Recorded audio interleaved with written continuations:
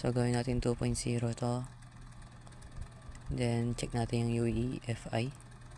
Ayan. UEFI. Or yung pangatlo.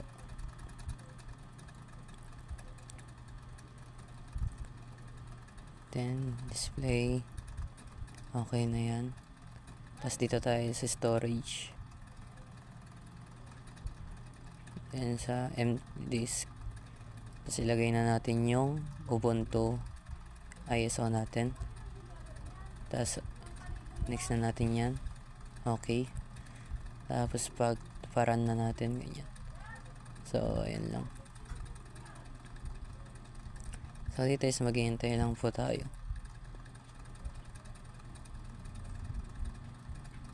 So hintayin lang po natin siya mag-loading. Ayan, ikakat ko na po siya. Ayan na po siya after.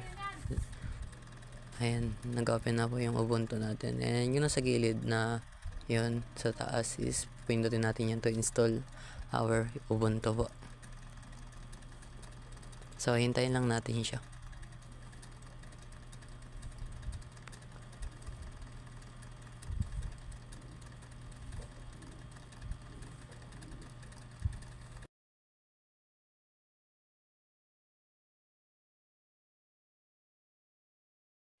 So, ayan, once na okay na is, pindutin lang natin yung English dyan na language.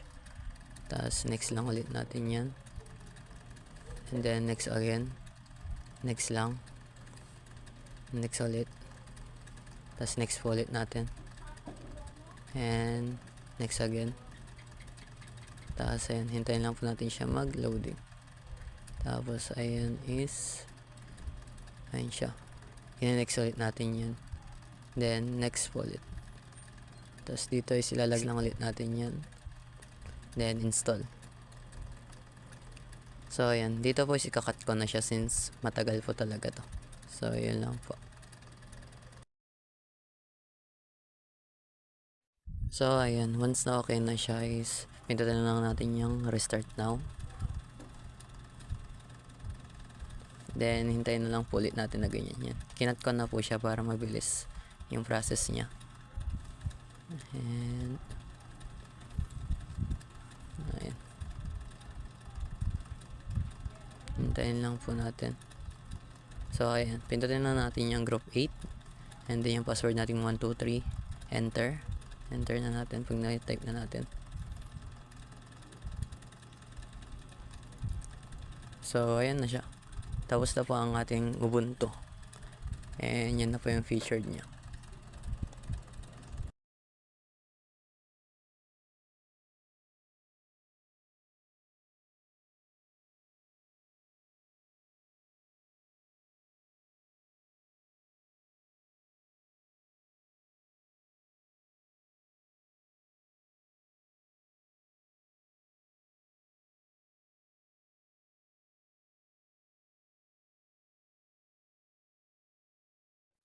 So, ang next na gagawin natin dito is ipa-power off na natin siya. Dahil lalagyan na natin ng Windows 11. So, dito is punta lang tayo sa media. And then, yung nag-iisa na yan. Yung 25 gig na yan is gagawin natin siyang 75 gig. So, ayan. Gawin lang natin siyang 75 gig para may dagdag na capacity dun sa storage na gagawin natin para sa Windows 11. Since dual boot nga. So, ayan. Yan is ilalagay lang natin yung Windows 11 dyan sa storage. Yung ISO. Then, ayan. Start lang natin. So, hintayin lang po natin siya mag-open. So, ayan. Punta tayo sa pinakababa niyan. Then, enter. So, bali dun is F1 po ako. Ay, F12 po. So, dito naman is punta tayo sa ng yan, yung pangalawa na yan. Yung Windows 11 natin yan. And then, ayun. Hintayin lang po ulit natin siya mag-loading.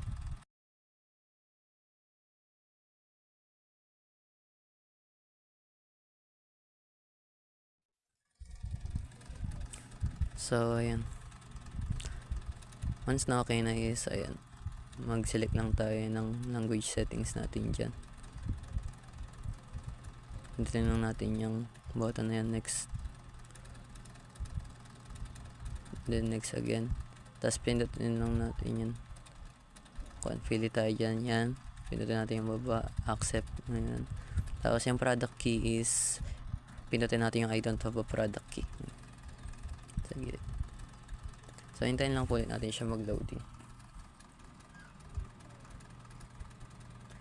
So dito is pindutin natin yung Windows 11 Pro. Tas next. And hintay again ng loading. Tas accept lang po natin yan. And then hintayin na lang po ulit natin.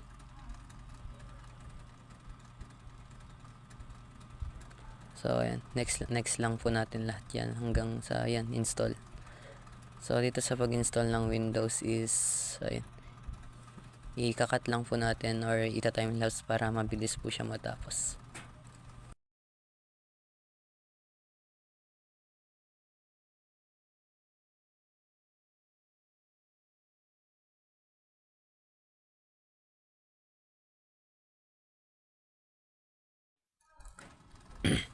So ayan siya, tapos na. And then ayan, installing. Ikakat lang po again natin to. So ayan, sa moment.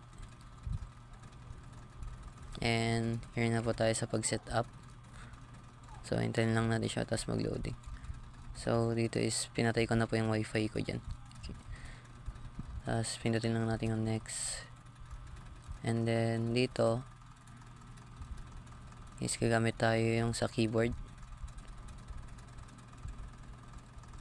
Yung tinuro ni sir. And then ayan. Ilagay natin yung OBE.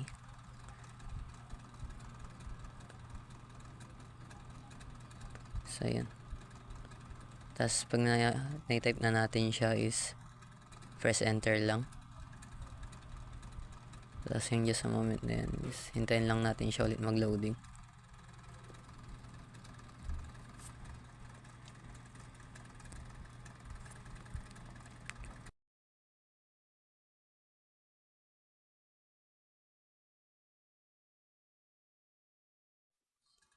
So ito na po yung kanilabasan niya. So kinat ko na siya. And then yan US.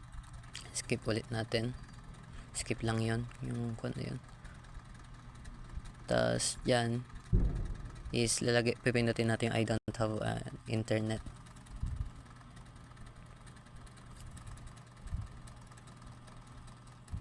Since napaipas naman na natin.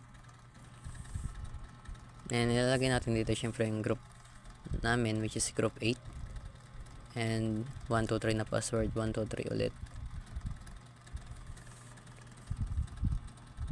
Tapos yan, gagawin lang natin lahat yan na 123 na password.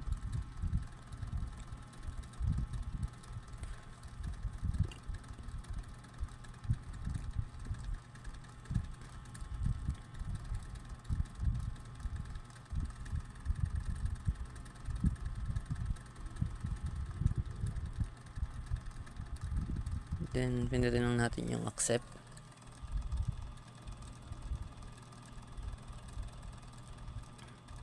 So wait lang natin siya. So ayan, tintimelapse ko na po siya para mabilis.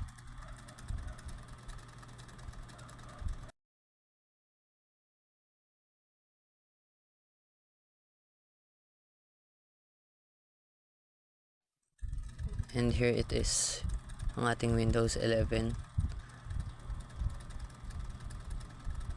So ayan, tapos na po natin yung Windows 11 natin. So tapos na rin yung Ubuntu. And mag-explore lang po tayo dito muna. So ayan, i-restart natin siya since para katunayan. And wait lang natin.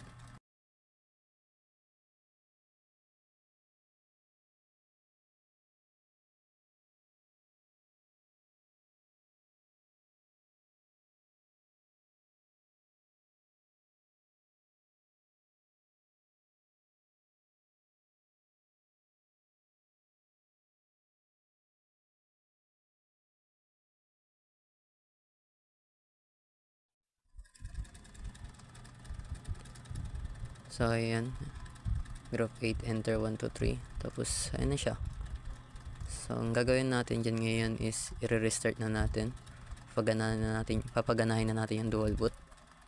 So restart. Tapos i-open naman natin ngayon yung Ubuntu, since na-open naman yung Windows 11. So dito is nag F2 lang po ako dyan. Tapos ayan, tayo sa gitna. Tapos yan yung Ubuntu, select natin yung Ubuntu na yan. Then ayun, enter lang natin ganyan.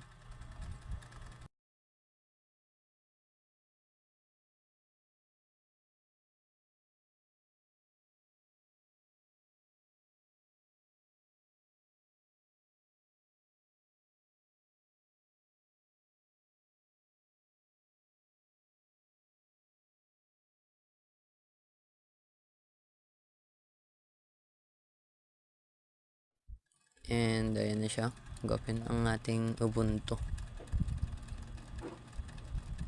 So ayan lang po, napagana po natin yung dual boot natin. And thank you so much po for watching, and ayan na po, this is the presentation. And